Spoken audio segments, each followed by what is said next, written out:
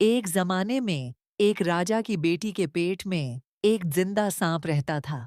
यह सांप राजकुमारी को अपने वश में कर चुका था। सांप कभी-कभी राजकुमारी के मुंह से बाहर निकलता और जंगल की ओर चला जाता। फिर वह वापस अंदर आ जाता। राजकुमारी को इस बात की कोई खबर नहीं थी कि उसके शरीर में सांप ने अपना घर बना लिया है। बिल्कुल अनजाने में वह पूरी तरह सांप के प्रभाव में थी।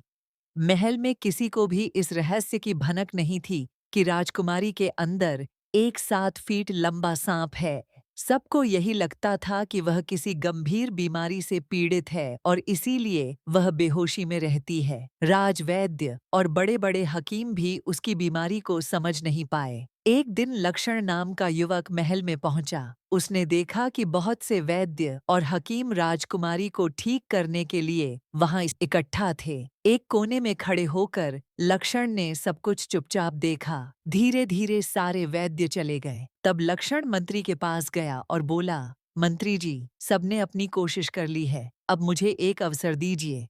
मंत्री ने उसकी बात राजा को सुनाई। हर ओर से निराश राजा ने लक्षण को ध्यान से देखा और उदासी से पूछा, बताओ, तुम मेरी बेटी को कैसे ठीक करोगे? लक्षण ने सिर झुकाकर कहा, महाराज, मुझे राजकुमारी के साथ अकेले रहने की अनुमति दें, तभी मैं कुछ समझ पाऊंगा। एक और बात महाराज, मुझे राजकुमारी के साथ एकांत में रहना होगा, तभी मैं उसकी स्थिति को ठीक से समझ पाऊंगा। लक्षण की आत्मविश्वास भरी बातों से राजा को थोड़ी आशा जगी। राजा ने अनुमति दे दी। लक्षण राजकुमारी के कक्ष में गया और दूर से उसे देखने लगा। कुछ ही देर में सांप राजकुमारी के मुंह से बाहर निकला और जंगल की ओर चला गया। यह देखकर लक्षण दंग रह गया। वह चुपचाप बैठा रहा। फिर सांप लौट आया और वापस उसके मुंह के रास्ते अंदर चला गया। लक्षण ने यह सब देखा और तुरंत समझ गया कि बीमारी की जड़ वही सांप है। राजा मंत्री के साथ राजकुमारी के कक्ष में पहुंचे